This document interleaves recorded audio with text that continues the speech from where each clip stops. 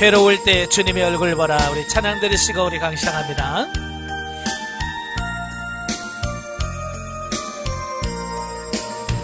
괴로울 때 주님의 얼굴 보라. 평화의 주님 바라보아라.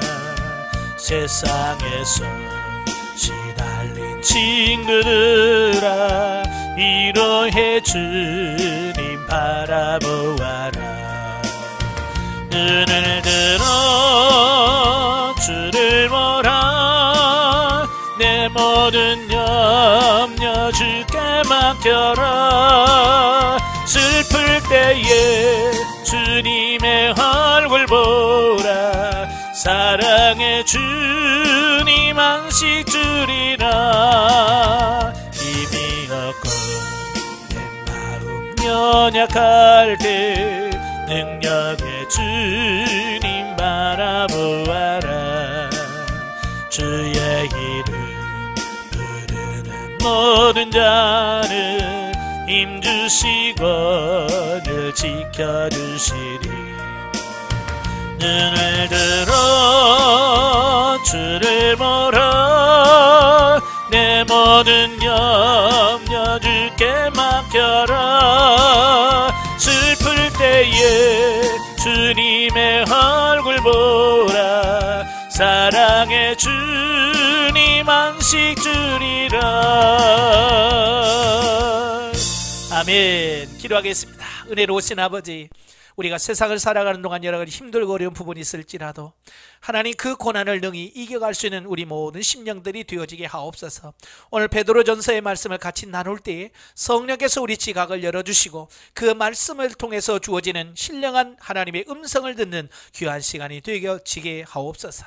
시종을 주님께 맡겨오며 예수님의 이름으로 감사하며 기도합나이다. 아멘. 네, 이 시간에 우리 베드로전서 서론저기에 봅니다. 교재 37페이지. 예, 교재 37페이지 보시면 서론저기가 나오게 되어지는데요. 1 제목. 본서는 그 헬라의 원문에 표기된 페투르 알파라는 원 제목이 그대로 사용되어지고 있습니다. 예, 그러니까 저자 이름 베드로 다음에 알파라는 이름이 붙어 있는데요. 이 알파라는 이제 첫 번째라는 뜻이거든요. 그러니까 베드로가 보낸 첫 번째라는 뜻입니다. 이것을 영어 금정역이라도 그대로 번역을 했고요. 그래서 우리 성경에도 베드로전서다라고 하는 제목을 붙였습니다. 자, 두 번째 저자는 우리가 제목에서 이미 알 수 있듯이 베드로가 저자라고 알 수 있겠죠. 그래서 통상적으로 이건 뭐 베드로가 기록했다라고 다 알고 있어요. 그런데 이제 19세기 초반에 들어오면서 이제 몇몇 비평학자들이 이거 사도 베드로가 저자가 아니라고 하는 이런 반론을 제기를 합니다. 자, 그러나 본서를 보면 본서 자체 내증에서 이미 베드로가 썼다. 1장 1절에서 말씀하고 있고요. 또 본서의 내용이 사도행전에 나타난 베드로의 설교와 매우 비슷해요. 왜냐면 같은 사람이 설교하고 썼기 때문에 비슷하다는 거예요. 이런 내증이 있고요. 또 외증어도 보면 그 폴리갑이라든지 이레니우스, 알렉산드리아의 클레멘트, 또 터툴리안과 같은 초대 교부들이 이건 베드로가 썼다라고 다 증언을 하고 있습니다. 자, 뭐 우리가 베드로에 대해서는 익히 잘 알고 있죠. 예, 그래서 베드로에 대한 설명은 쭉 있는데요. 38페이지 있는데 생략을 하겠습니다. 한번 읽어보시면 되겠고요. 38페이지 밑에서 두 번째 줄 보면 전승에 의하면 베드로는 AD 68년경 네로의 박해 때에 로마에서 십자가형을 받고 순교한 것으로 전해집니다. 예, 여러분 코바디스라는 영화 보셨어요? 예, 그 코바디스 영화를 보면 베드로가 어떻게 마지막에 순교하는지가 좀 자세하게 나와요. 예, 한번 시간 안 보신 분들은 한번 그 영화를 보시면 도움이 될 거예요. 자, 39페이지 보시면 기록 연대와 장소. 본서 기록 연대는 본서의 기록 장소가 어디냐에 따라서 달라집니다. 즉 5장 13절에 보면 본서를 바벨론에서 기록했다라고 하는 말씀이 나오는데요. 자, 여기서 말하는 바벨론이 과연 어디를 가리키는지, 자, 이걸 알아야만 정확한 연도를 우리가 측정할 수 있다라고 하는 겁니다. 그래서 5장 13절에 바벨론이 어디냐? 세 가지 견해가 있어요. 첫째는 문자적으로 해석해서 메소포타미아, 그 바벨론으로 보는 견해를 띠고 있는 분들이 있어요. 칼빈이라든지 알포드라는 사람은 문자적으로 예전에 바벨론이 있던 그 자리다라고 주장을 합니다. 이 견해를 주장하는 이유는 뭐냐? 바벨론 포수 이래 유대인들이 바벨론에 많이 살고 있었고요. 그에 따라서 베드로가 이곳에 와서 전도를 하였을 것이라고 하는 추측에서 근거하고 있습니다. 그러나 도마가 바벨론에 가서 전도했다는 전설은 있지만 베드로가 그곳에 갔다는 기록이 전혀 없다는 점이에요. 또 바벨론 교회가 교회사에 전혀 언급이 없다는 점에서 이 견해는 신빙성이 떨어진다는 겁니다. 만약에 베드로가 바벨론까지 가서 진짜로 교회를 세웠다면 교회사에서 크게 기록이 됐을 거예요. 근데 그런 기록이 없다는 거예요. 그러고 보니까 진짜 베드로가 진짜 그 옛날 그 바벨론이 가서 쓴 것은 아닌 것 같다라고 이제 보는 거죠. 자, 두 번째로는 애굽의 칸 도시로 보는 견해가 있습니다. 이 견해에 따르면 바벨론을 그 카이로의 옛 이름이라고 합니다. 그러나 별다른 관심을 끌지 못합니다. 그리고 세 번째, 로마의 상징적 별명으로 보는 견해입니다. 로마를 그 역사에서 가장 찬란했던 문화가 있는 곳이 바벨론이거든요. 그러니까 아마 로마라고 표시하지 않고 그냥 바벨론이라고 상징적으로 표현했다라고 하는 설이 있습니다. 이건 루터가 주장을 했는데요. 대부분의 학자들이 주장하는 견해가 바로 이 로마로 보는 견해입니다. 왜냐하면 베드로가 그의 말년을 로마에서 보냈다는 수많은 전설과 부합된다는 점. 그 다음에 베드로의 믿음의 아들이었던 마가가 바울이 로마에 있을 때 같이 있었다는 점. 또 그리고 바벨론이 1세기 유대인과 그리스도인 사회에서 로마에 대한 상징적 칭호로 사용됐다는 점. 이 계시록에 보면 무너졌다 바벨론이여 그러잖아요. 이게 이제 세상 나라를 의미하지만 로마를 상징하는 어떤 그런 표현이라는 겁니다. 그래서 이것으로 봤을 때 아마 로마에서 기록됐을 가능성이 크다라고 보는 겁니다. 따라서 기록 장소가 로마라는 그 전통적 견해에 근거하여 연도를 추정해 보면 베드로가 AD 42년경에 로마에서 복음을 전파했다는 전승이 있습니다. 사실 그렇다 하더라도 그때는 그곳에서 오래 지체하지 않았을 것이 분명합니다. 왜냐하면 이 시기에는 그런 주로 팔레스틴 지역에서 활동했기 때문입니다. 그리고 그 무렵에 이미 소아시아 지역에 베드로에 의하여 세워진 교회들이 있었다고 보기는 어렵다. 따라서 교회가 베드로가 로마에 가서 가장 체류한 것은 단 한 번 바울의 1차 투옥 중이거나 혹은 그 이후인 AD 62년에서 64년경이다. 경부터 AD 68년 순교하기 직전까지의 기간에 베드로가 로마에 있었다는 거예요. 그래서 이때의 본서와 베드로서를 기록했다라고 하는 것이 분명하다는 겁니다. 그래서 베드로 전서는 AD 64년 그 네로가 기독교 대박해를 막 계시하는 시점에 기록했을 것이고, 베드로후서는 베드로가 순교하기 얼마 직전인 AD 68년에 기록된 것으로 우리가 추정을 할 수 있다라는 겁니다. 이제 중요한 것이 이제 4번 기록 동기와 배경입니다. 자, 본서는 사도 베드로가요, 그 소아시아 지역의 그 본도, 갈라디아, 갑바도기아, 아시아와 비두니아의 여러 교회 성도들에게 보낸 공동 서신이면서 회람 서신이라는 겁니다. 자, 회람 서신이라는 것은 한 교회만이 아니라 그 교회에서 읽고 옆에 있는 교회에다 주면 또 그 교회에서 읽고 이렇게 돌아가면서 읽는 서신이라 그래서 회람 서신이라고 합니다. 이 지역의 교회들은 대부분 베드로가 직접 설립한 것으로 추측이 되며, 교회의 구성원은 그 지역의 디아스포라인 유대인 출신의 성도들은 물론 이방인 출신 성도들도 상당히 포함하고 있었다. 모든 초대교회가 그래요. 유대인들 개종한, 유대교에서 개종한 유대인들과 또 이방인들이 같이 초대교회를 대부분 형성을 하고 있습니다. 그리고 신분상으로도 여러 계층이 혼합되어져 있습니다. 심지어는 노예 출신의 성도들도 상당수 포함하고 있었던 것으로 추정을 할 수 있습니다. 왜냐하면 노예에 대한, 종들에 대한 말씀을 하거든요. 그러니까 교회에 종들이 없었다면, 노예가 없었다면 굳이 그런 말을 하지 않았을 거예요. 그죠? 그냥 그 얘기를 한다는 것은 그 교회 안에 이 노예들도 상당히 교회 안에 들어왔을 것이다. 그러니까 우리나라도 그러잖아요. 우리나라도 기독교가 처음 들어왔을 때 양반들만 교회 간 게 아니에요. 그래? 양반들로 갔지만, 그때 일명 상놈이라고 하잖아요. 상놈 출신도 사람들이 많이 갔어요. 백정도 갔고요. 무시받는 사람도 가고요. 머슴들도 가고. 그래서 많은 사람들이 이 교회를 형성했어요. 그래서 초대교회가 좀 힘들었던 이유가, 교회 가면 꼭 양반은 거기서 꼭 양반 티를 내고 그러잖아요.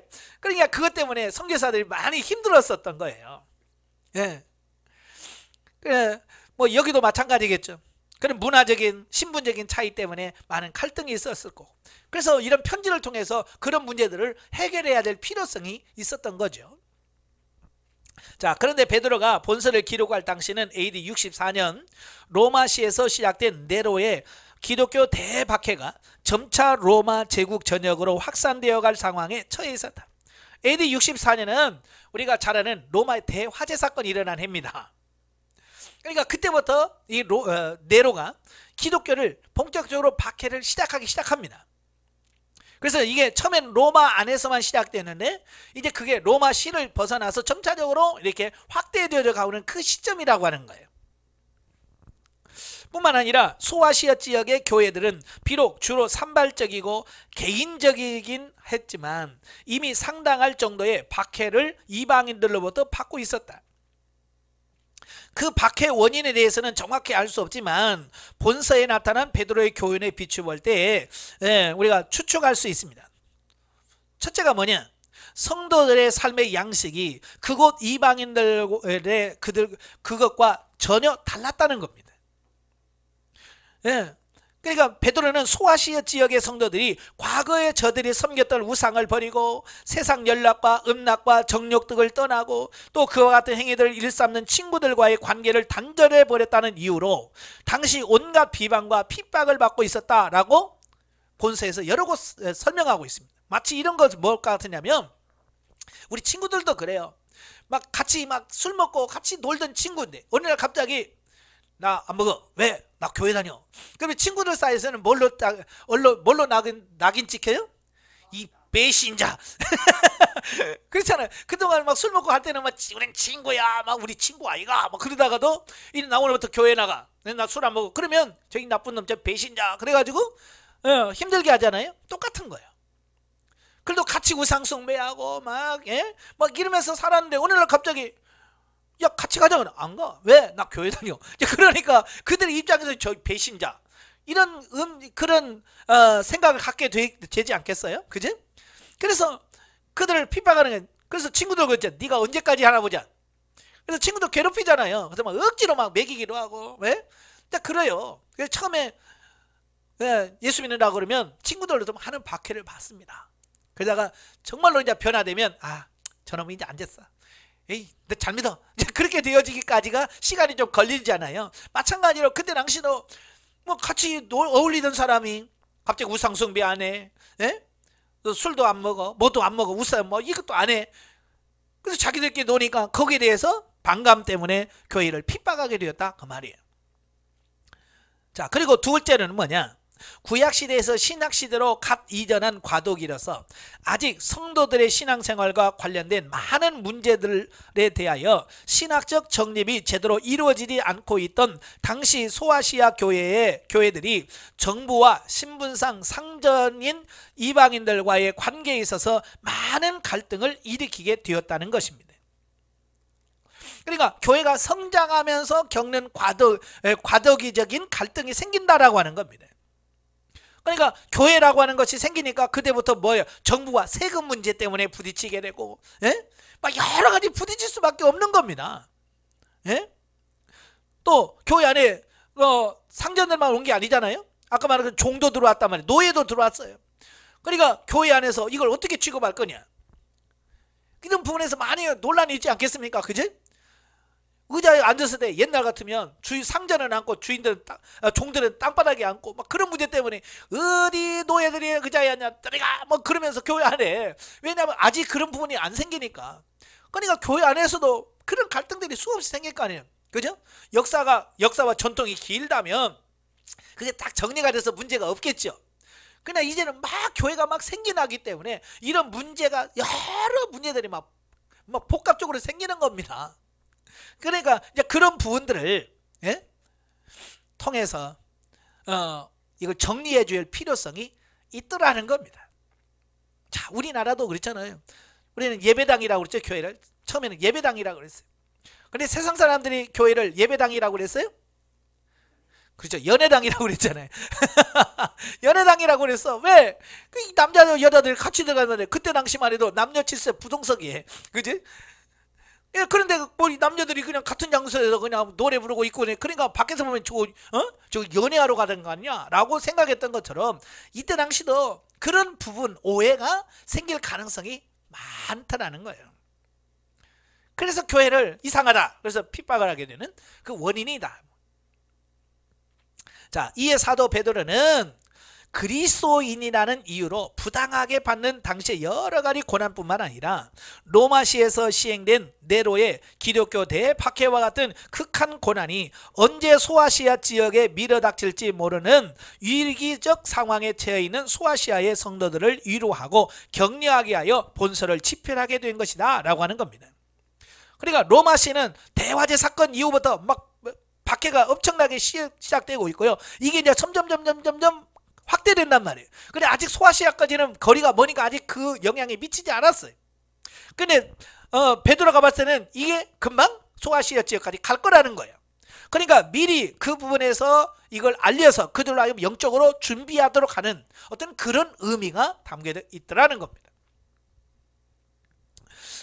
이를 위해서 베드로는 본서에서 그리스도의 구속의 은혜로 말미암는 구원의 교리를 다시금 상기시킴으로써 성도의 믿음을 견고히 하고, 또 그리스도께서 의인으로서 불의한 자를 대신하여 받으신 그 고통의 십자가의 고난을 상기시키면서 이를 본받아 고난을 인내하고 끝까지 성결한 삶과 선행 및 성도 간의 형제 사랑을 실천할 것을 권면하고 있다라고 하는 겁니다.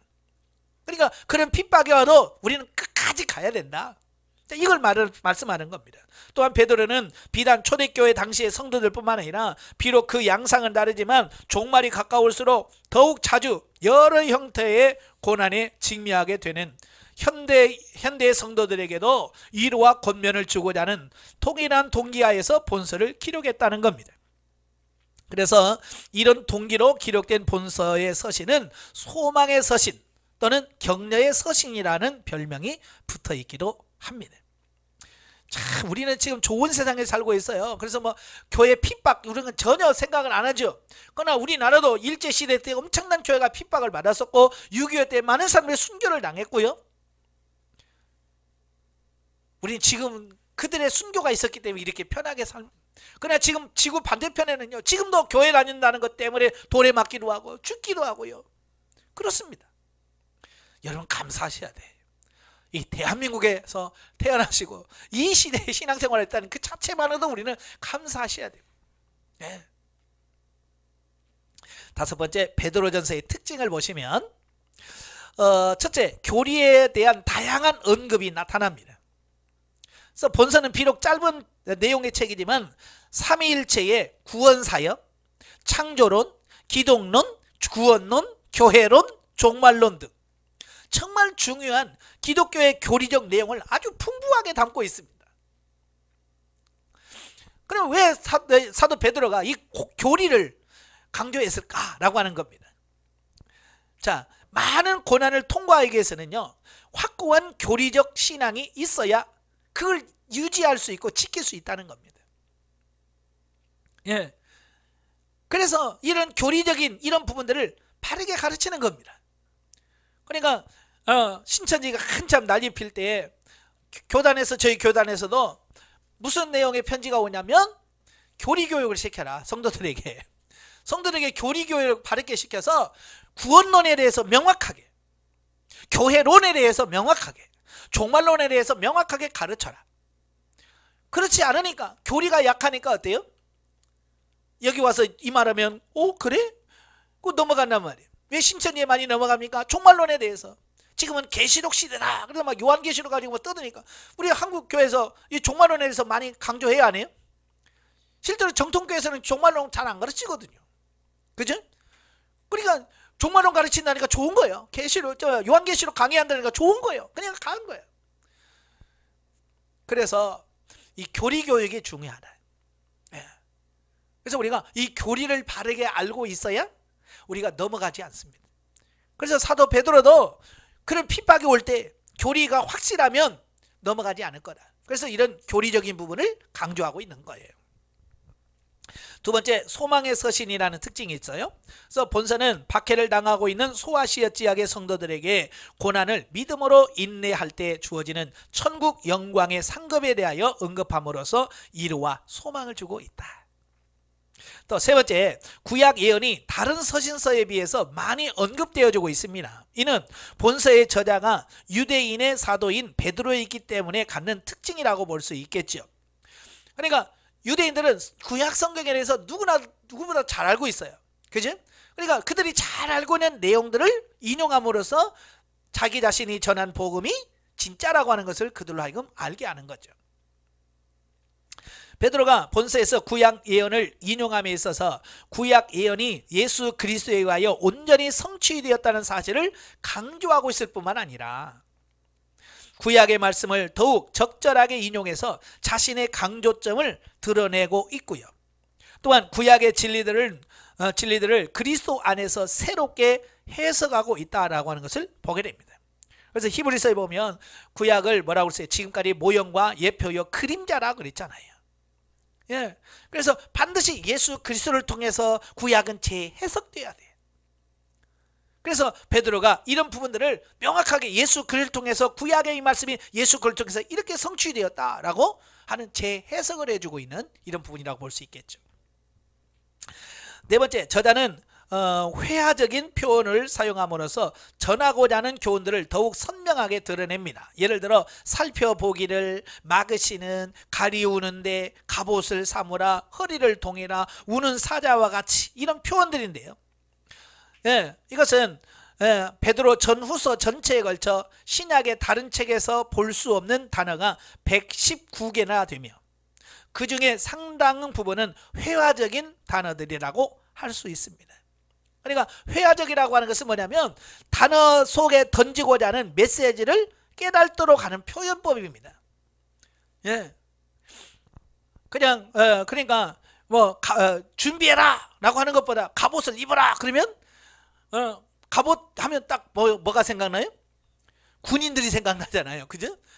군인들. 그래서 연상을 해서 군인들이 전쟁을 준비하듯이 영적으로도 우리가 준비해야 되는구나. 이런, 그러니까 똑같은 말인데만, 그죠? 그냥 준비해 라고 하는 것보다 갑옷을 입어 라는 말이 훨씬 더 그 말을 듣는 사람들에게 더 깊이 들어올 수 있거든요. 그래서 이런 표현들을 많이 썼다라고 하는 겁니다.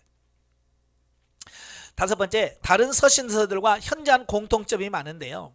혹자는 신약 서신서에서 다룬 주제들의 절반가량이 본서에서 반영되어지고 있습니다.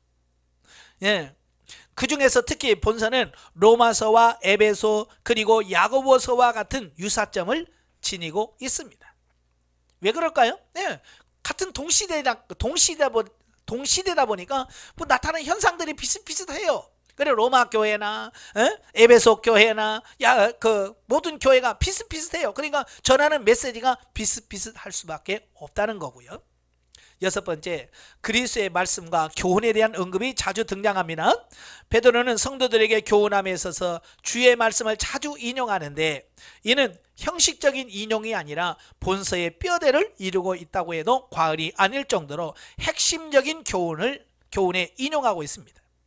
또한 본서의 언어와 사상의 많은 부분에 있어서 주님의 그것들과 일치합니다. 왜냐하면 베드로가 3년 동안 주와 함께 지낸 예수님의 12제자 중에 수제자라는 점을 생각할 때 자연스러운 것이라고 할 수 있겠죠. 배운 게 예수님한테 배웠으니까 예수님의 배운 대로 나오겠죠. 그죠? 그러니까 예수님의 말씀이 자주 인용되어지고 있는 특징이 있습니다. 자, 넘겨서 44페이지로 가시면 베드로전서 신학적 얘기가 나오는데요. 베드로전서의 기독론. 전에도 말씀한 성경 66권은 다 누구를 가리킨다고 그랬어요? 네, 예수 그리스도. 예, 그 중심 주제는 예수 그리스도예요. 예, 그래서 예수 그리스도가 어떻게 우리를 구원해 가시는가라고 하는 구속사를 다루고 있는데요. 자, 본서에서는 두 가지로 나타납니다. 첫째가 뭐냐? 고난 받으시는 그리스도로 나타납니다. 자, 예수 그리스도께서는 전혀 죄를 범치 아니하시고 그 입에 괴사도 없으셨으나 세상 사람들에게서 욕을 받으시고 채찍을 맞으시며 끝내는 십자가에 달려 죽임을 당하셨다라는 겁니다. 자, 이렇게 예수님께서 고난을 받으신 것은 당신이 무능해서거나 또한 다른 누군가를 억울하게 강요해서가 아니라고 당신이 수차례 직접 밝히신 바와 같이 택한 우리 죄인들을 대속하기 위하여 자진해서 받으신 것이다. 그러니까 고난 받으신 예수님이신데 이건 예수님이 능력이 없어서 받은 게 아니라 그 말이에요. 그죠? 예수님이 붙잡힐 때에 베드로가 칼을 딱 빼가지고 제사장의 종 말고의 귀를 딱 잘라버렸어요. 그러니까 예수님께서 뭐라고 그래요? 그 귀를 주워가지고 이렇게 붙여주면서 베드로에게 야, 칼을 든 자는 칼로 망한다. 이것까지 참으라. 그래서 말씀하시면서 그 베드로에게 한 말씀이 있어요. 야, 내가 힘이 없어서 이거 끌려가는 게 아니야. 하늘에 12영도 되드는 천군이 있어. 그러니까 내가 명령만 내리면 그 12영도 다 되는 그 천군이 쫙 몰려오면 이거 내가 못 이기겠냐? 그런 거예요. 만약에 그렇게 된다면 아버지의 뜻이 어떻게 이루어지겠냐? 야, 구속사가 어떻게 하면 이루어지겠냐? 그러니까 예수님은 힘이 없어서 당한 게 아니라는 거예요. 아버지의 뜻, 구속사를 성취하시려면 자기가 죽어야 돼. 그러니까 힘이 있어도 그가 끌려가셔서 죽으신 거예요. 왜? 그래야 아버지 뜻이 이루어지니까. 근데 그것도 누가 제발 예수님 죽어주세요. 죽어야 우리가 삽니다. 뭐 그래서 죽어진 게 아니란 말이에요. 그렇잖아요?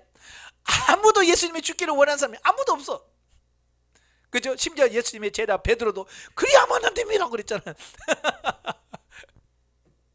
죽기를 원치 않았어요. 근데 예수님은 자기 자신이 죽어야 되기 때문에 스스로 죽음의 자리에 가시고 스스로 잡히시고 스스로 십자가에 못 박혀 죽으시는 이런 모습을 보면서 고난의 모범, 고난당하는 자의 모범을 보여주신 겁니다. 오늘 우리도 마찬가지예요. 그러니까 고난을 당할 때 예수님처럼 힘없어서 끌려가서 당하는 어떤 그런 고난이 아니라 정말 당당하게 고난에 부딪혀야 된다는 것을 지금 우리에게 말씀해 주려고 하는 거예요. 사람들이 제일 싫어하는 게 뭐예요? 고난자만 들으면 싫어해요. 예? 그래서 영성훈련해야 돼요. 그러면 좋아요. 그러다가 힘들 텐데요. 그러면 힘들어요? 안 해요. 그러면 하여간 힘들다 그러면 안 해. 그게 생명이냐 뭐냐 안 따져. 힘들어요? 안 힘들어요? 힘들어 그러면 안 해요. 그러니까 영적으로 깊어지를 못하는 거예요. 예수님이 십자가를 향해서 가잖아요. 예수님 정말 예수님이 죽어줘야 우리가 삽니다. 아무도 말 안 했다니까요. 그런데도 예수님은 하나님의 뜻을 위해서 가시는 거예요. 오늘 여러분도 마찬가지예요. 예. 그리고 당신이 주신 구속 복음을 믿고 구원받은 성도들이 당신이 다시 재림하사 천국 영광에 들어가게 하실 세상 끝날까지 이 세상에서 그 삶의 소망을 두지 아니하고 천국에 두며 이 세상에서 받는 어떤 고난이라도 능히 당신을 본받아 인내로 극복하고 성결한 삶을 살도록 하기 위한 것이다. 그러니까 예수님 그렇게 하신 것은 뭐예요? 예, 자기를 믿고 따르는 모든 사람들에게 본을 보여주시게 합니다. 예? 예수님이 그러잖아요. 그 땅의 것을 다 포기하고 버려야 하늘 보좌에 갈 수 있는 거거든요. 그러니까 예수님께서 그걸 아셨기 때문에 이게 다 내려놓는 겁니다. 오늘 우리도 마찬가지예요. 내가 이걸 육신의 이 옷을 내려놓을 수 있는 것은 천국에 대한 소망이 있어야 가능하래. 그래서 예수님께서는 아무든지 나를 따라오려거든 자기를 부인하고 날마다 제 십자가를 지고 나를 쫓을 것이니라 라고 말씀하신 거예요. 아까도 말한 것처럼 현대 교회의 문제점이 뭐냐면 바로 이거예요. 복 받는 것을 강조하지만 고난 받는 것과 고난을 통과해야 하는 법을 가르쳐주지 않는다는 거예요. 그죠? 교회에서 막 강단에서 복 받을지어다 축복합니다 막 그러죠. 예? 그러나 고난 얘기 안 해. 왜? 싫어하니까. 그러니까 어때요? 고난이 오면 그냥 가을에 그냥 낙엽 떨어지게 우주주주 떨어져 버리는 겁니다. 예? 왜냐하면 고난을 통과해야 되는 이걸 안 가르쳐줘서 그래요. 오늘 정말 필요한 게 바로 그런 거예요. 예. 사도 베드로는 성도들에게 고난이 와도 끝까지 가야 된다, 이걸 강조하고 있는 겁니다. 그래서 그 본을 예수님 봐라, 십자가에 못 박혀 죽으셔도 예수님 끝까지 가잖냐. 우리 예수님 믿는 사람은 예수님 뒤를 따라가는 자라. 그러니까 우리도 끝까지 가야 된다, 이걸 강조하고 있는 겁니다. 두 번째, 하나님 보좌 우편에 계신 그리스도. 자, 본절에서 베드로는 이 세상에서 고난받으신 그리스도의 모습과 함께 부활승천하사 하나님 보좌 우편에 큰 권세와 권세를 가지고 계신 그리스도의 모습도 동일하게 강조하고 있습니다. 그러니까 베드로는요, 죽으라고 고생만 하고 아무것도 없네, 그게 아니란 말이에요. 고난을 통과하면 영광이 있다는 겁니다.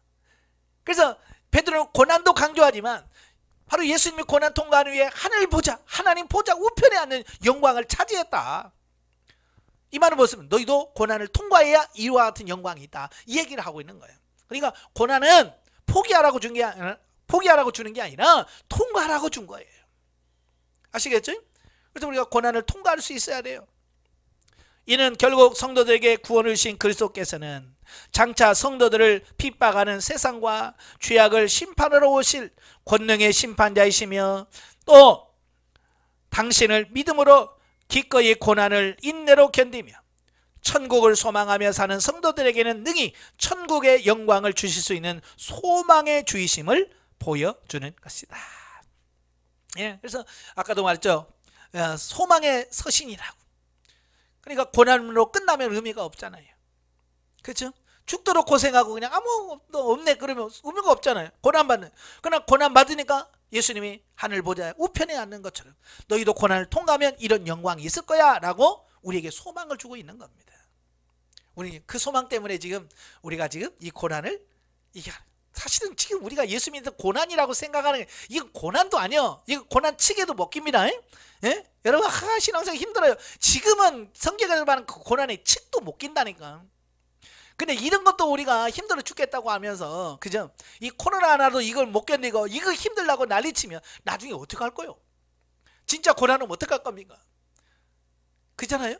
이 작은 것 때문에 흔들려 가지고 뭐 교회 가니 많이 막 하고 있는 판인데, 예? 이보다 더 큰 거면 어떡 할 거예요?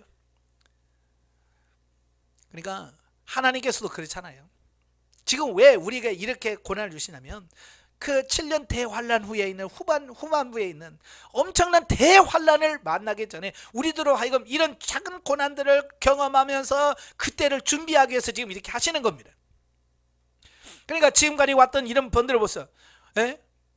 사스, 코로나, 사스, 메르스 뭐 이런 거 있잖아요. 예? 지금 그게 5년 주기로 지금 점점 강해지고 있습니다. 미리 하나님께서 우리들에게 사스라든지 메르스라든지 이런 걸 통해서 어떻게 경험시켜 준 거예요. 지금 이 코로나를 경험을 시켜준 건 뭐겠어요? 나중에 이보다도 더 큰 게 온다, 그 얘기를 하고 있는 거예요. 그러니까 지금 이런 것을 통해서 뭘 깨달아야 돼요? 아, 우리 신앙과 내 믿음을 지킬 수 있는 방법을 이때 터득해야 돼. 그래서 그 터득해야 다음에 왔을 때 그걸 극복해 갈 수 있지. 아무 준비도 없이 지금 뭐요? 아이고 빨리 코로나나 가라, 예? 이것만 가라 라고 하니까 나중에 뭐요? 또 그때도 이것만 가라 또 그러고 있을 거예요. 그래서 준비하지 않으면 안 돼요. 깨어 있어야 돼. 자, 두 번째, 베드로전서의 신학적 주제. 본서는 이미 앞에서 수차례 밝혔던 바와 같이 당시에 산발적으로 여러 형태의 박해를 받고 있었고요. 또한 AD 64년 네로가 로마시의 기독교인들에게 행했던 것 같은 로마 제국의 대대적인 박해가 언제 불어닥칠지 모르는 급박한 상황에 처해 있었던 소아시아 지역의 교회 성도들에게 위로와 격려를 주기 위해 베드로가 보낸 서신이다. 그러니까 다가올 환란을 준비시키기 위해서 보낸 서신이다 그 말이에요.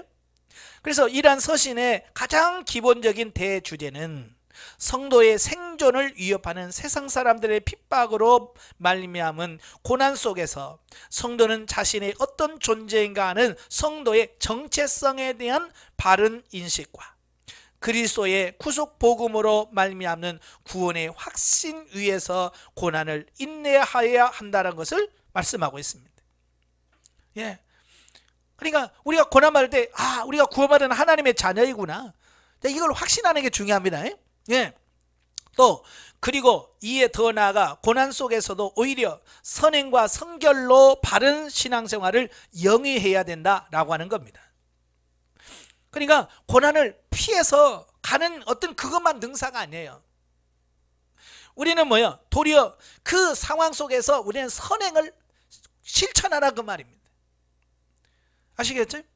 이런 상황에서 과연 우리가 세상에 어떤 삶을 살아서 많은 사람들에게 본을 보일 수 있을까? 우리는 코로나를 경험하면서 교회가 정말 본을 보였다고 생각하세요? 물론 교회는 본을 보여주는 교회들이 있었어요. 그러나 몇몇 교회 때문에 교회 이미지가 완전 땅바닥에 무너뜨렸어요. 대면 예배 강행하면서 세상 사람들은 온갖 손가락질과 욕을 다 얻어먹어가면서 그런 부분을 통해서 우리가 정말 우리가 잘해야 돼요. 아시겠죠? 그래서 어떤 행사를 할지라도 그냥 밀어붙이는 것이 아니라 다른 사람들로부터 손가락질을 받지 않고 하나님의 욕먹지 않도록 철저하게 준비하면서 행하는 이런 부분들이 필요한 거예요. 우리 지금까지 그런 상황을 경험하지 않았기 때문에 그냥 무대뽀적으로 밀어붙이는 것이 마치 믿음인 걸로 착각했어요.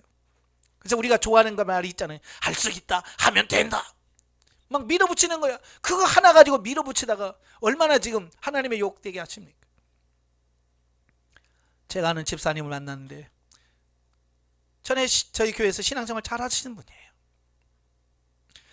근데 제가 내려오면서 다른 교회로 가셨던 분이신데 그 집사님이 저한테 만나서 그래요.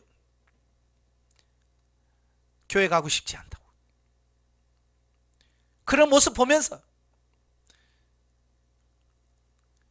그러면서 교회 가기 싫다는 거예요.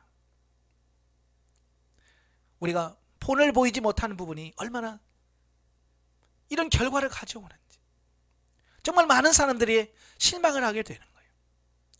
우리는 어려울수록 뭐예요? 선을 행하며 선언을 베풀면서 야, 저분들이 저렇게 자기도 살기를 어려우면서 저렇게 이렇게 착한 일하고 이렇게 선하게 사나, 이걸 보여줄 수 있어야 돼.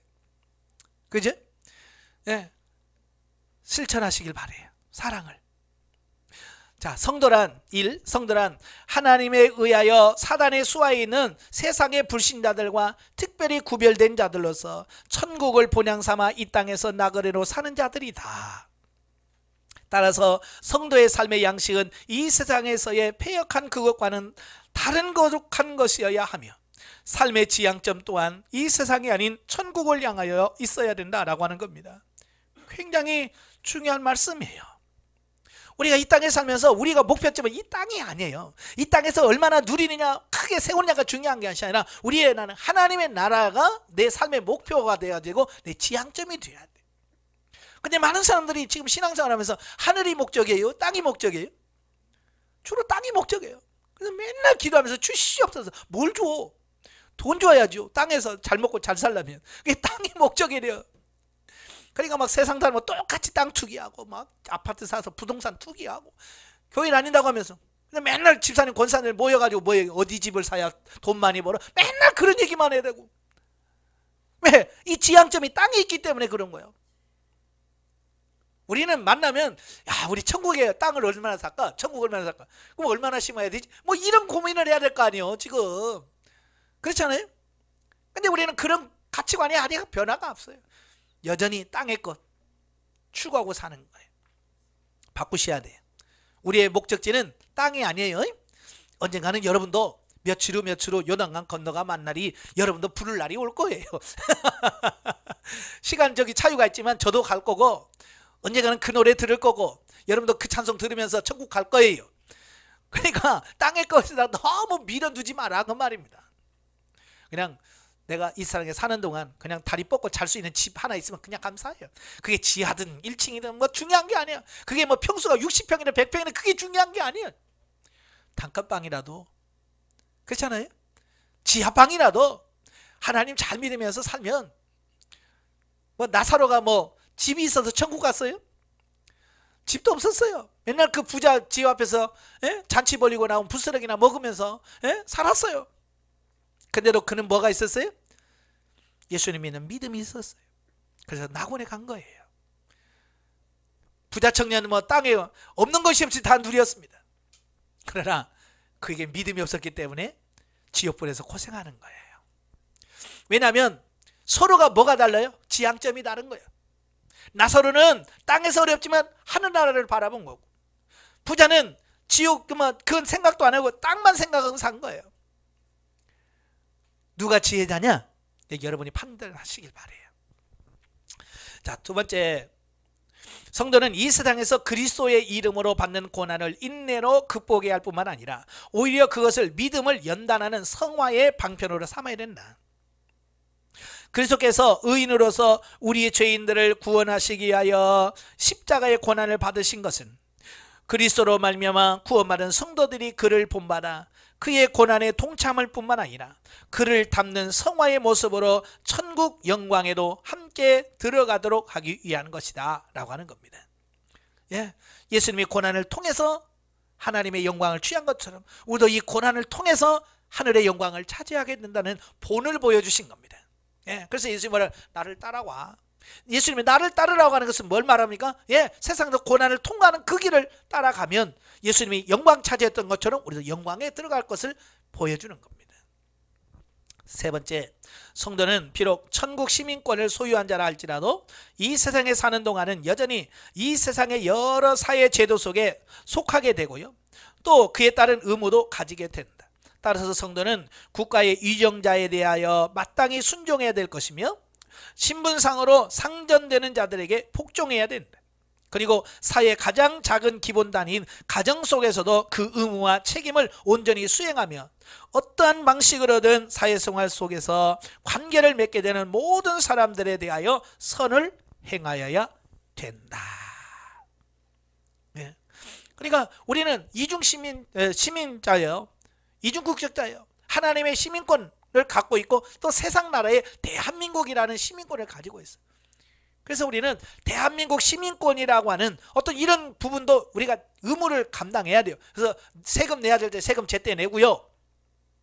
국가에서 어떤 방침을 정하고 이렇게 갑시다 라고 했을 때 그게 정말 진리에서 벗어나지 않는 거라면 우리가 동참할 수 있어야 되고. 아시겠죠? 근데 무조건 반대야. 나를 사자면 우리는 반대. 그러면 안 됩니다. 그게 진리냐 아니냐. 예를 들어서 뭐 교회 강대상에다 불상 하나 올려놓아야 됩니다.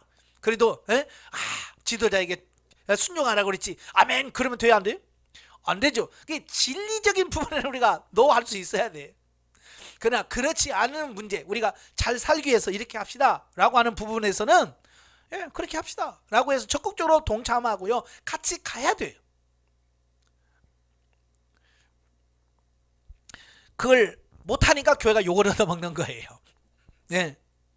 자, 네 번째, 그리스도께서 원수까지도 사랑하라고 하신 것처럼 성도는 자신을 핍박하는 악한 자들에게 악으로 맞서지 말고 선으로 대해야 된다. 악을 악으로 갚지 마라. 다섯 번째, 말세가 다가와 사람들의 핍박이 더 커질수록 성도들 간에 더욱 깊은 사랑과 긍휼로 그 결속을 돈독히 해야 한다는 겁니다. 사랑의 연합이 제일 중요한 겁니다. 그리고 교회 공동체의 질서 유지와 화평을 위하여 성도 개개인의 맡은 바 자신의 직분에 충실하는 삶을 살아야 된다라고 하는 주제를 갖고 있고요. 자, 세 번째, 베드로전서와 현대 성도. 이 베드로전서와 오늘날 우리들에게 어떤 교훈을 주는가라고 하는 겁니다. 자, 본서는 1차적으로 로마 제국의 대박해에 직면해 있던 초대교회 시대의 소아시아 지역에 있는 교회 성도들에게 쓰인 것이다. 그러나 본서를 통해 주어지는 교훈은 기독교가 세계 종교로 공식 인정되어 비록 초대교회 당시와 같은 세상 국가들로부터 핍박이나 단지 그리스도를 믿는다는 그 한 가지 이유만으로 세상 사람들에게서 핍박을 받는 경우는 없다 할지라도 세상 끝날이 더욱 다가워짐으로 말미암아 하나님의 구원 진리를 믿는 성도들에게 대한 사단의 공격이 더욱 교묘하고 악랄하여 여러 형태의 고난에 처하게 되는 현대 성도들에게도 동일하게 적용된다라고 하는 겁니다. 사실은 지금 우리는요, 외부적인 신앙생활 하는데 외부적인 것 때문에 문제는 없어요. 제가 어느 나라를 봐도요, 우리나라처럼 신앙생활하기 좋은 나라가 없어요. 그죠? 그러니까 어떤 외부적인 문제는 없어. 문제는 뭐냐? 내부적인 거예요. 죄와 타협하고 세상과 물들어 있는 세속화, 이게 문제예요. 그래서 어찌 보면 우리 한국교회는 외부의 문제 때문에 무너지는 게 아니고 스스로 때문에 무너지는 거예요. 마치 우리가 민수기에 보면 25장에 보면 바알보올 사건이 있잖아요. 발락이 발람을 초청해서 저주하려고 해요. 하나님이 막으셨어요. 저주보다는 축복을 하게 하셨어요. 그러니까 이 발람이 돈 보고 왔는데 그냥 빈손으로 가려니까 너무 속상한 거예요. 그죠? 그러니까 발락에게 아주 꼼수를 하나 가르쳐줘요. 내가 이스라엘을 이길 수 있는 비결을 가르쳐 주겠다. 그게 뭐냐? 죄짓게 하면 그냥 너희는 가만히 있어도 하나님이 칠 거다. 그걸 가르쳐 버리는 거예요. 그러니까 그걸 들은 발락이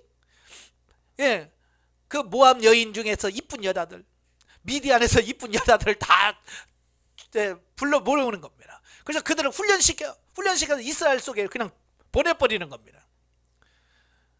그러니까 이스라엘 남자들이 이쁜 여자 보고 남자들이 이쁜 여자 보면 가만히 있겠어요? 그 인간의 본성을 이용하는 겁니다. 그래서 다 하나씩 데리고 가가지고 우상숭배하게 만들고, 음행하게 만들고, 죄짓게 만들어버리는 거예요. 그러니까요, 그들은요, 칼 한 번 휘두르지 않고요, 활 한 번 안 쏘고 24,000명이 죽었어요. 스스로 망하게 하는 빛. 범죄하면 스스로 망합니다. 오늘 우리도 교회가 마찬가지. 교회 안에 스스로 외부적인 문제는 없어요. 지금 나라가지 교회 핍박합니까? 뭐 합니까? 없어요. 교회 스스로가 죄로 오염되어 있고요. 스스로 지금 세속화되어 있고요. 그래서 교회 스스로가 무너지는 겁니다. 이게 어찌 보면 가장 큰 오늘날의 문제점이라고 볼 수 있어요. 그래서 여러분이 교회에서 소금의 역할을 하셔야 돼요. 썩어가는 세상, 썩어가는 교회 속에 들어가서 여러분이 뭐가 돼요? 소금이 되어서 교회를 살리는 그 역할을 하라고 영성훈련을 하는 겁니다. 그냥 혼자 영성훈련 받고 요즘 기도하고 너무 행복해요 라고 혼자만 좋아할 것이 아니라 이제 교회 속에 들어가서 그 교회, 썩어져가는 교회를 살리는 그 역할을 하시라 그 말이에요.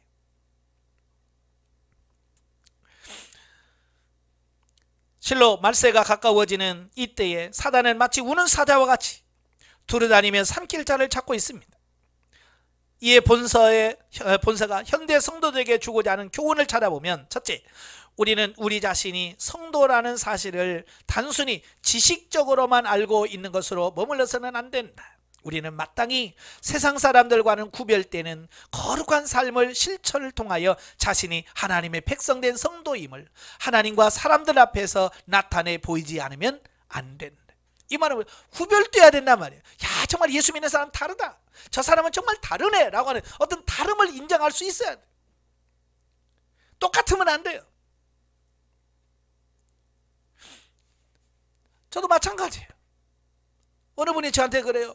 저는 목사님이 참 좋아요. 그래서 아니 내가 무슨 능력이 있어 뭐가 있어, 내가 뭘 나를 좋아하냐 그랬더니 그분이 하는 말이 그래요.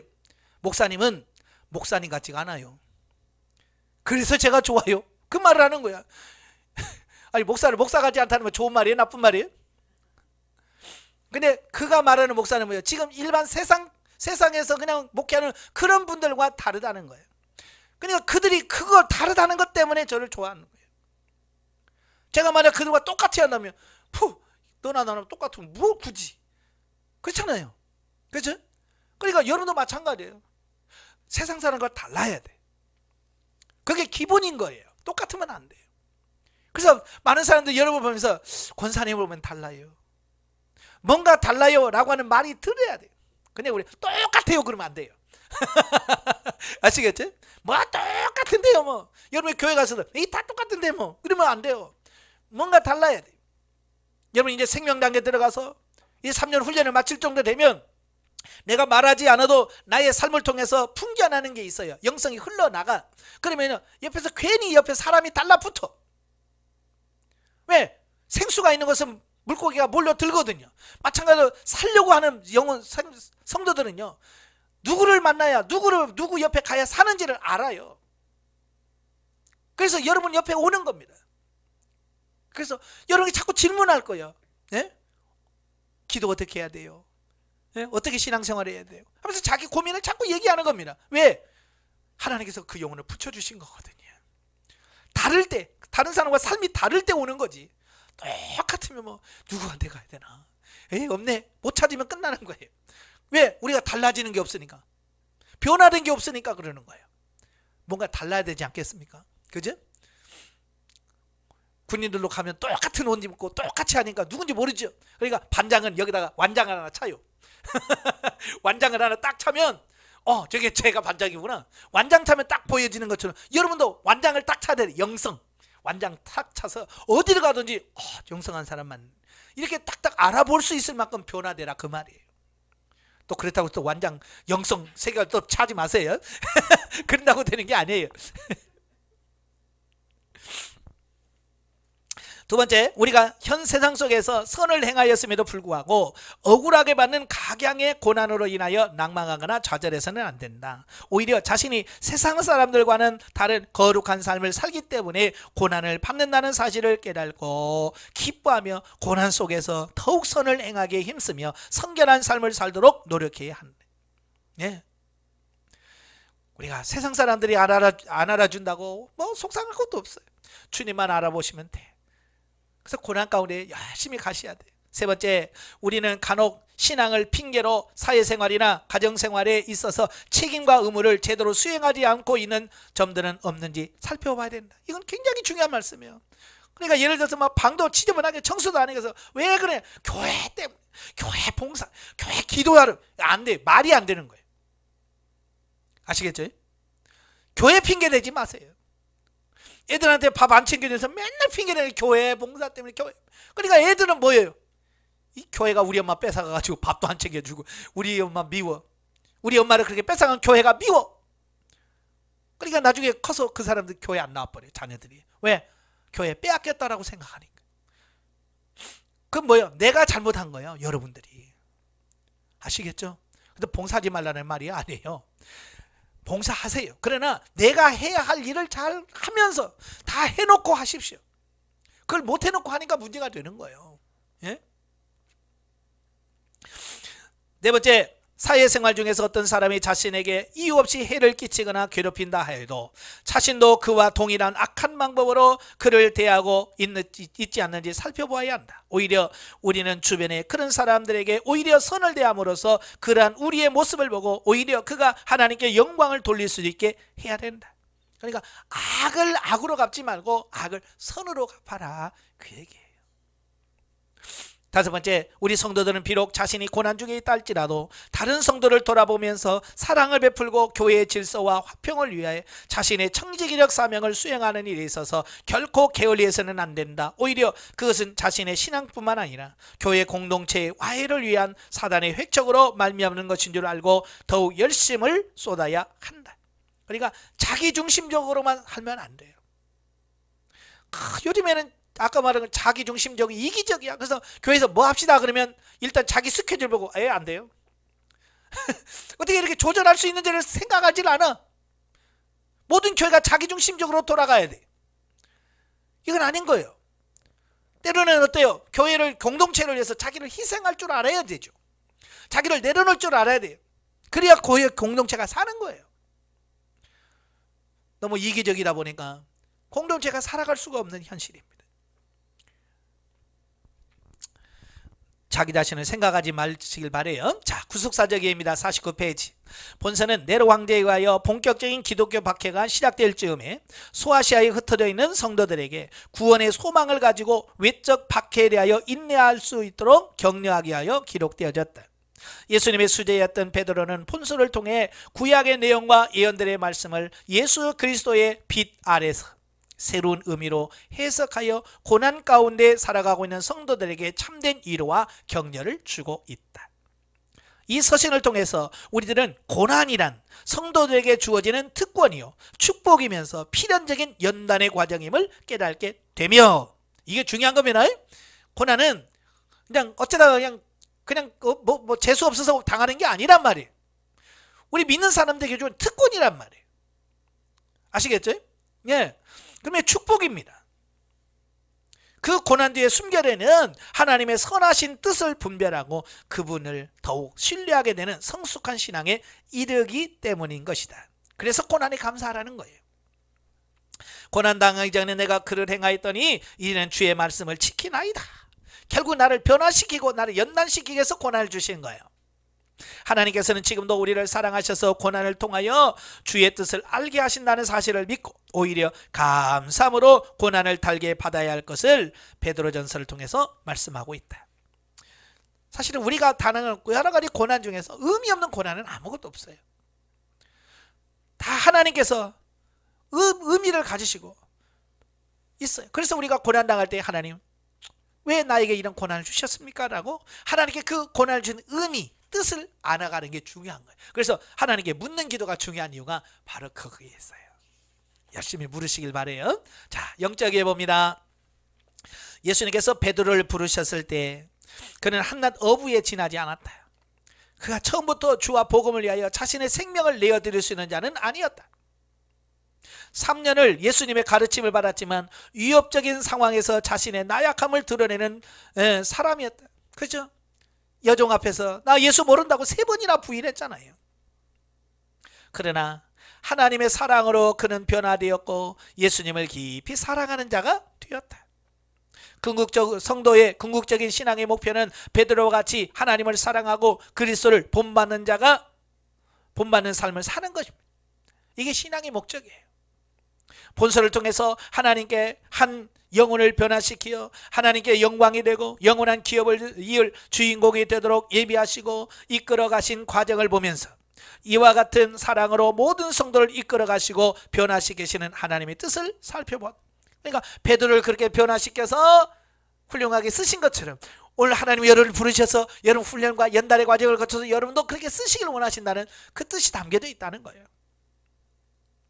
베드로는 극악한 핍박의 상황 가운데서 두려움과 고통 속에서 소망하는 성도들에게 구원받은 하나님의 자녀로서 오직 영원히 썩지 않고 쇠하지 않는 하늘에만 소망을 두어야 함을 강조하고 있습니다.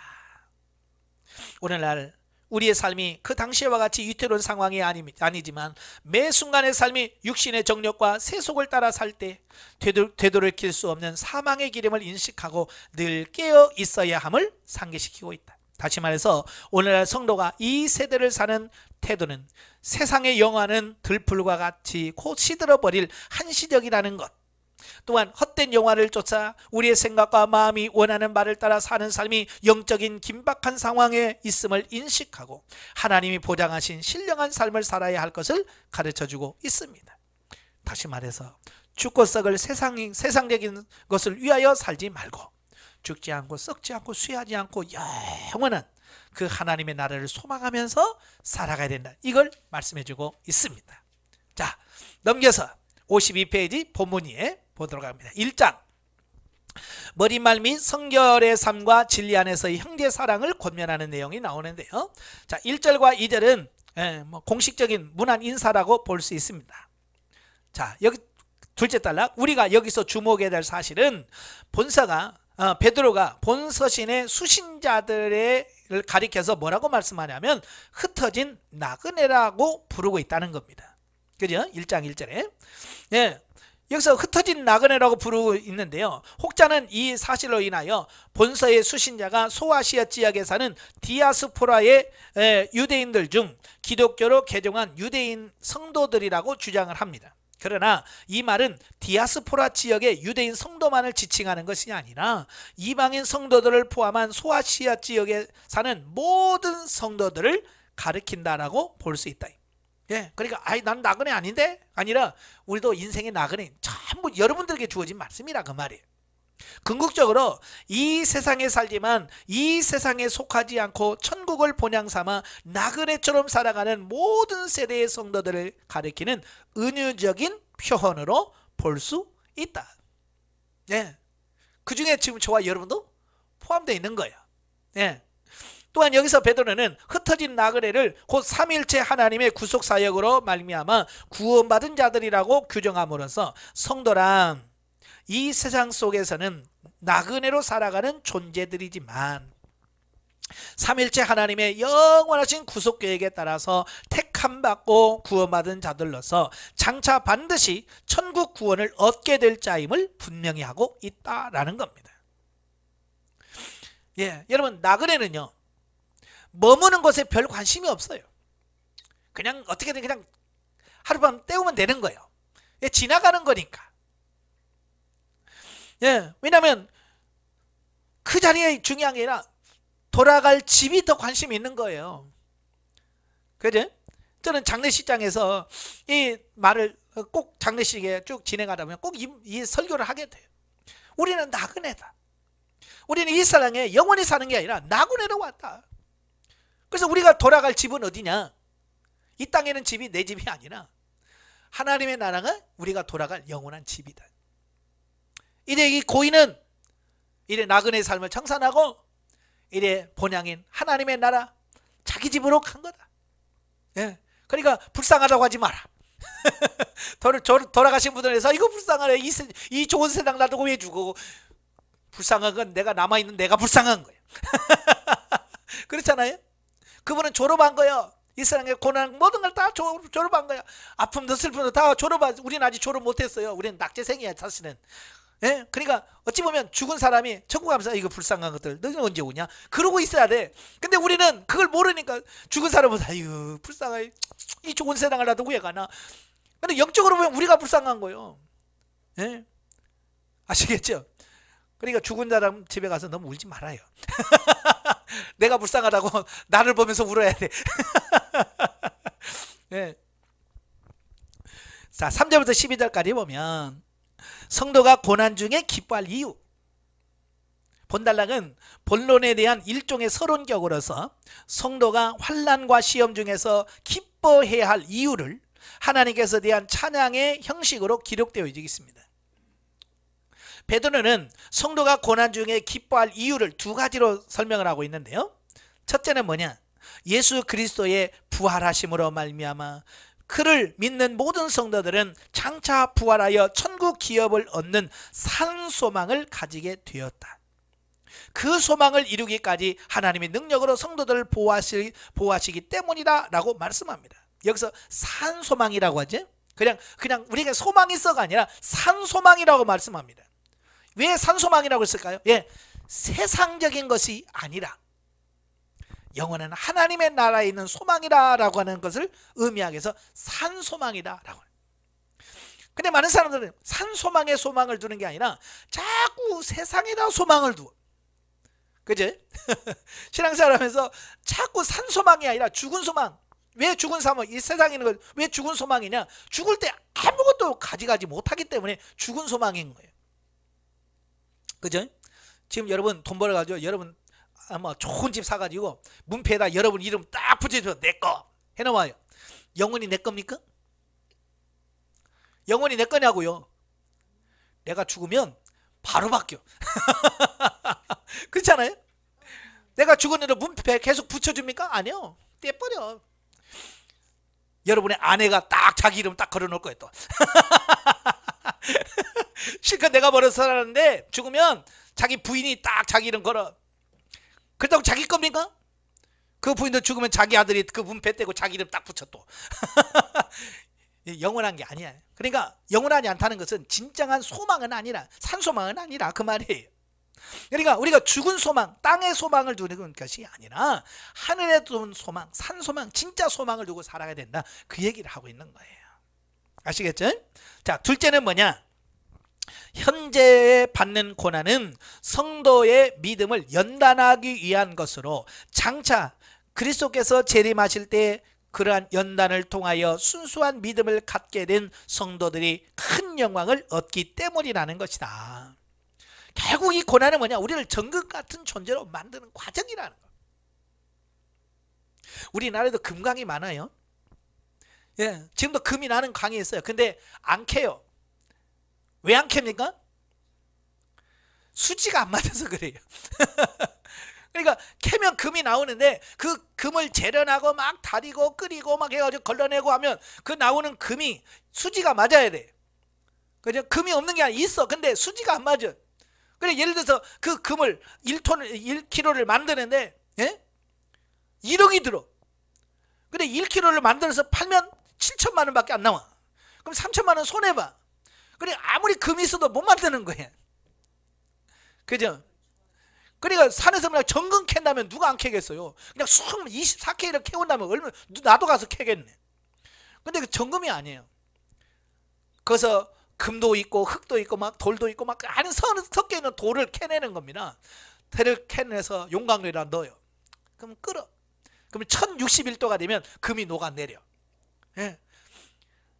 그냥 녹아내려까지 온도를 막 올리는 겁니다. 그 올라가기 전에 납은 뭐 600 몇 도에서 녹아요. 구리는 뭐 900 몇 도에서 녹아요. 그러면 그 돌 속에서 구리도 빼내고 납도 빼내고 아인도 빼내고 다 빼내고 나서 그 다음에 1061도 가야 금이 그때서 녹아내려. 그러면 그때 금만 이렇게 쪼르륵 받는 거예요. 그때 녹아서 내리는 것만. 또 그것만 갖다가 또 끓여. 그러면 그 소지가 또 잡다한 것들이 또 있을 거 아니야. 또 끓이다 보면 또 거기서 섞여 있는 게 조금씩 빠지고 걸러내고 과정을 거쳐요. 그래서 나중에 여러분이 그렇게 좋아하는 24K가 되는 거예요. 그러니까 그 금이 아이고 난 더 이상 힘들어서 못해요. 그래서 중간에 빼내면 14K가 돼. 왜? 이거 하여튼 불순물이 많이 섞여 있는 거예요. 근데 조금 더 한 두 번 더 한 게 18K고 끝까지 간 게 24K예요. 여러분 금방에 가면 값치가 달라요. 24K는 요즘에 25만 거의 30만 원 다 돼가요. 한 돈에. 근데 14K는 10 몇만 원밖에 안 돼요. 같은 금이라도요 가치가 달라요. 여러분도 마찬가지예요. 나도 성도요. 여러분도 성도요. 다 성도입니다. 하늘에 올라갑니다. 거기 가면 14K로 올라간 사람, 18K로 올라간 사람, 24K로 올라간 사람이 있어요. 어디 똑같이 쳐주겠어요? 하나님이? 똑같이 안 쳐줍니다. 그러니까 지금 이 땅에서 여러분을 정금 같은 존재로 만드시려고 지금 용광로 속에 들어갔다 나왔다 들어갔다 나왔다 하는 겁니다. 그게 들어갔다 나왔다 힘들지만 그 과정이 나를 순금으로 만드는 과정인 거예요. 그러니까 그 고난을 많이 들어갔다 나와야 되겠죠. 그래야 정금 같은 존재로 하나님 앞에 서니까. 근데 많은 사람들이 그걸 안 해. 그러니까 그냥 산속에서 캐온 그냥 금광석, 금도 있고 구리도 있고 다 섞이는 잡석으로 하늘나라에 올라가. 그러니까 이건 뭐예요? 가치가 떨어지죠. 빨리빨리 처리하시길 바래요. 아시겠죠? 예? 미움, 시기, 질투 막 이런 거 다 처리하세요. 예? 이런 잡다한 걸 다, 예? 이걸 뭐냐? 그걸 처리하는 게 뭐냐? 고난이라고 하는 과정인 거예요.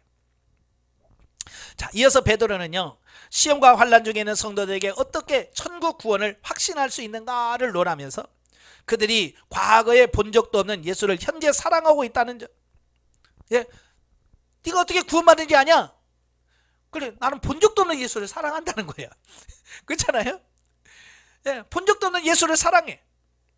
그리고 아직까지 예수님께서 재림하지 않으셨으므로 눈으로 보이지 못하면서도 예수를 믿고 있다는 것.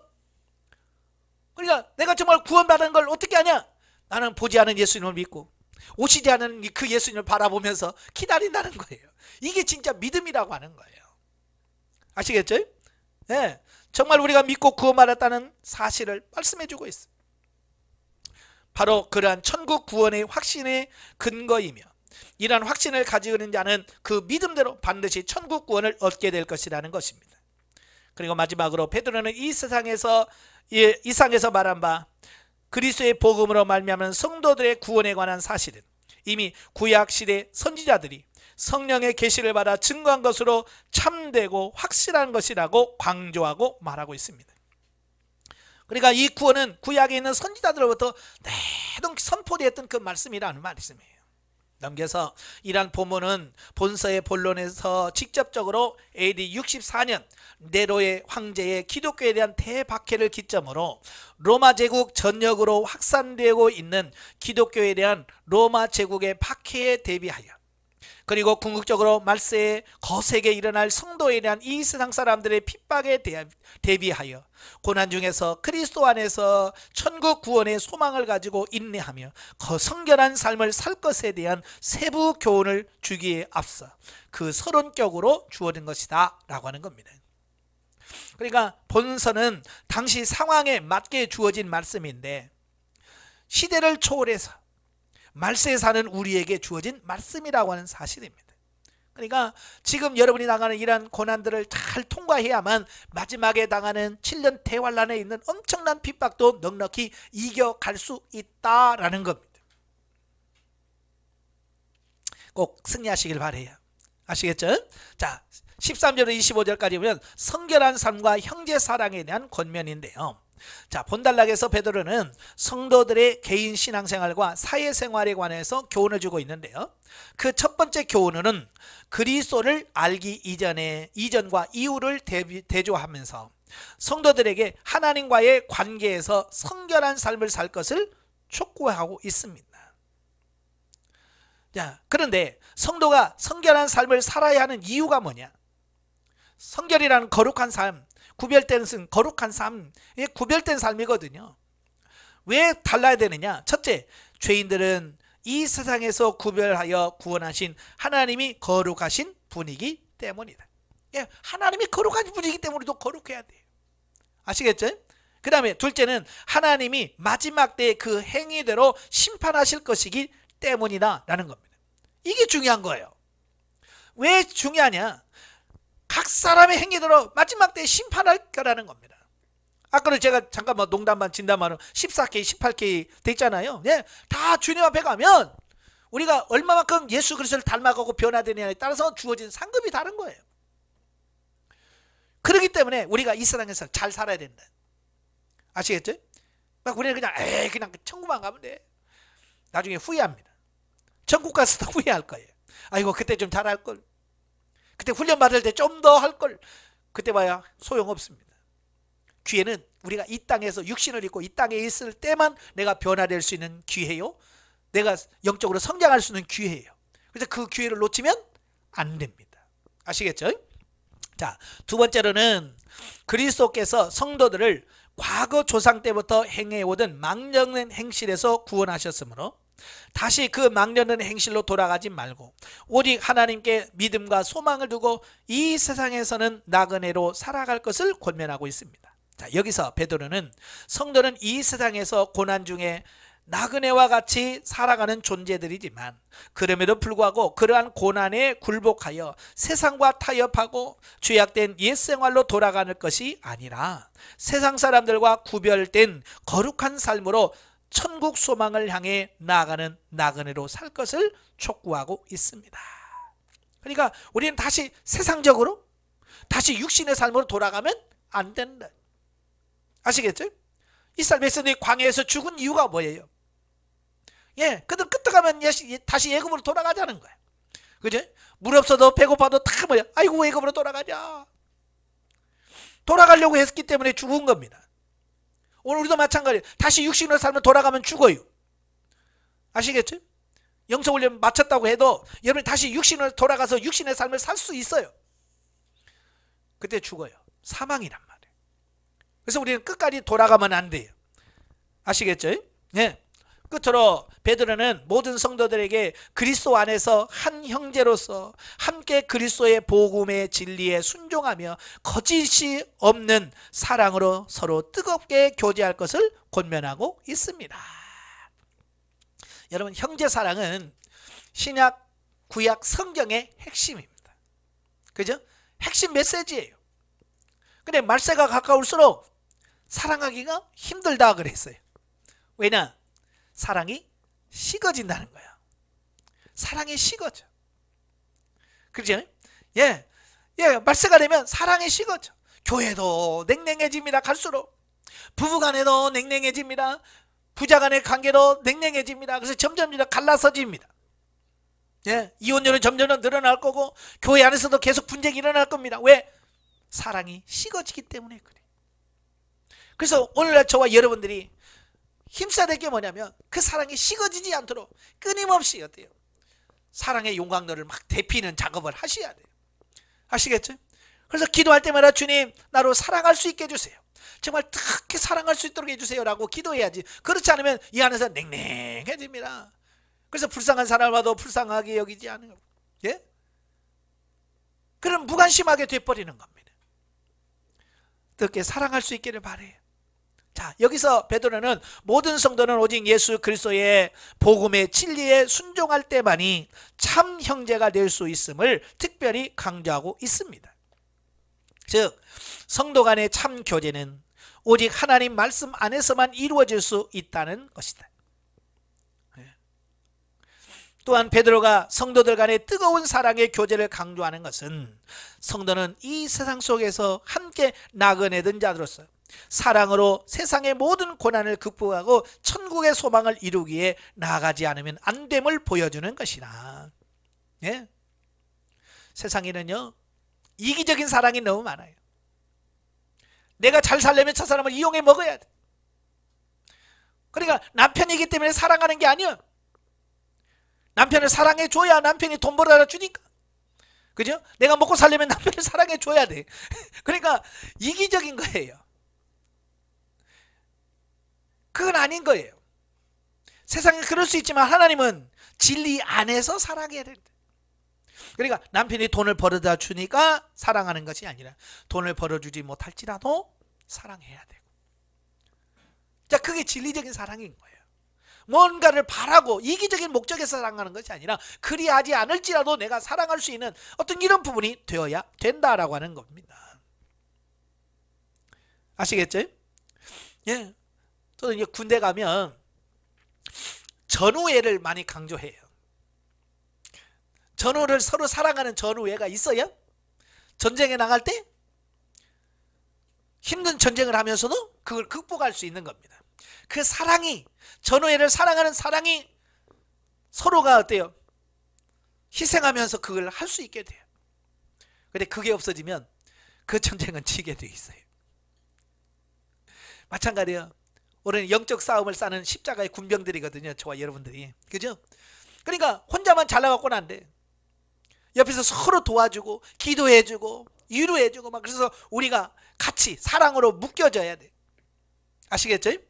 그래서 서로 성도 간에 사랑을 해야 돼요. 왜? 우리는 어차피 같이 나아가야 될 사람들이니까. 사랑이 없으면 우리는 성공할 수 없어요. 승리할 수 없습니다. 아시겠죠? 자, 영적에 봅니다. 신령한 성도는 외적으로는 성령의 은사를 충만히 받아 성령의 인도하심을 받고 내적으로는 성령의 열매를 맺음으로 신령한 집이 건축이 되어 하나님이 기뻐하실 만한 신령한 제사를 드리는 삶을 살아야 된다. 구약시대의 제사장의 직분은 지성소에 들어가 백성들의 죄를 대신 회개하고 제사를 드리고 하나님의 뜻을 백성들에게 전하는 역할을 하였다. 그러나 신약시대는 예수 그리스도의 이름으로 하나님께 담대히 나아갈 수 있는 제사장의 직분을 가지게 되었으므로 성도의 신령한 전이 건축되므로 신분에 맞는 거룩한 제사장의 삶을 살 수 있게 된다. 예, 지금은 누구나 제사장입니다. 예수 믿는 구원받는 모두가 제사장이에요. 그래서 저와 여러분도 제사장으로서의 삶을 살아야 돼요. 하나님의 백성은 백성들의 죄를 회개하고 중보하며 하나님의 뜻을 따라 온전히 전하는 전령자로서의 거룩한 삶으로 우리 자신을 가꾸어 나가야 할 것이다. 예. 그러니까 제사장이라면 끝이 아니라 제사장으로서 그 사명을 감당할 수 있는 자로 내가 세워져 가야 돼. 열심히 세워져 가시길 바랍니다. 기도하겠습니다. 은혜로우신 아버지, 오늘 베드로전서의 말씀을 통해서 참 많은 교훈을 받습니다. 정말 예나 지금이나 많은 훈련과 연단의 과정을 거쳐야만 우리가 숭문 같은 존재로 나올 수 있기에 우리에겐 피치 못하게 고난이 옵니다. 그 고난을 잘 통과할 수 있는 우리가 되어지게 하시고 하나님 앞에 정금 같은 신앙으로 나아갈 수 있도록 도와 주시옵소서. 예수님의 이름으로 감사하며 기도합나이다. 아멘. 하나님께 드립니다.